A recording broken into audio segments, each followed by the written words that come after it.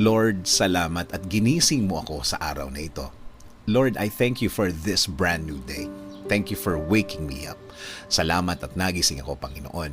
Maraming salamat sa napakagandang gising ko na ito. Tatanggapin ko po ito as another form of blessing. Humihingi po ako ng patawad, Lord, dahil minsan hindi ko nakikita ang kagandahan ng umaga at araw. Hindi ko nakikita ang mga bagay na ibinibigay niyo sa akin. Mga bagay na dapat maganda ang effect sa akin.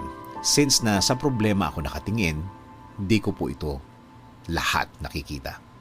Kaya ngayon, Lord, mas magkukonsentrate ako sa mga biyaya niyo sa akin.